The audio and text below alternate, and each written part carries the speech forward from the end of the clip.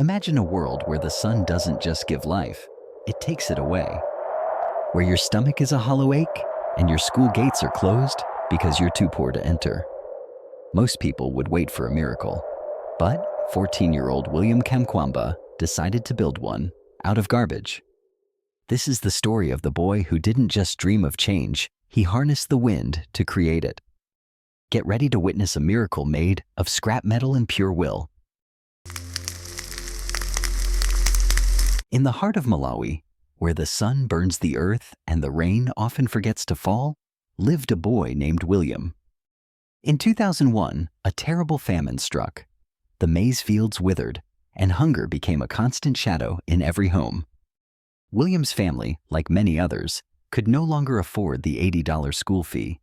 At just 14, William was forced to drop out. But while his stomach was empty, his mind was hungry for knowledge. He began to spend his days in a tiny local library. There he discovered a book called Using Energy.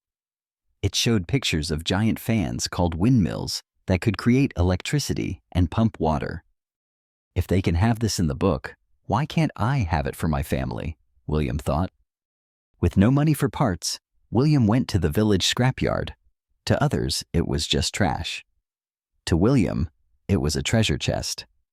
He found an old tractor fan, a bicycle frame, and some plastic pipes.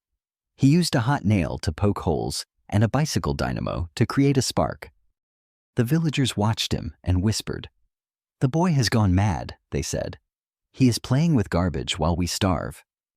Even his father was skeptical, but he saw the fire in his son's eyes and let him work. After months of labor, the day came. William climbed the 5-meter-tall wooden tower he had built from blue gum trees. A crowd gathered, not to cheer, but to watch the crazy boy fail. The wind began to howl. William connected the wires. The blades, made of melted plastic pipes, began to spin. Faster and faster.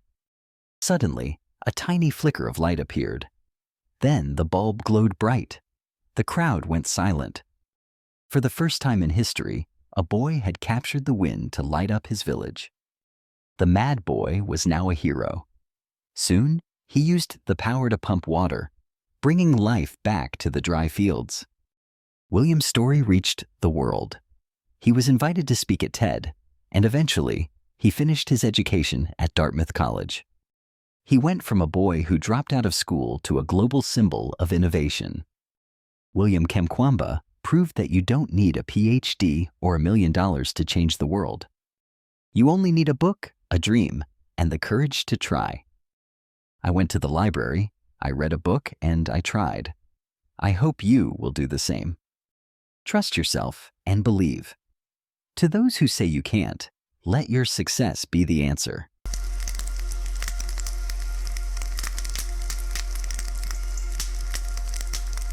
William's windmill didn't just bring electricity, it brought hope to a land that had forgotten what it looked like. He teaches us that you don't need permission to be a genius. You don't need a classroom to be a student. All you need is the curiosity to ask, why not? And the courage to fail until you succeed. So the next time the world tells you it's impossible, remember the boy from Malawi who caught the wind with his bare hands. What's stopping you from catching your own wind? Don't just watch history, go and build it.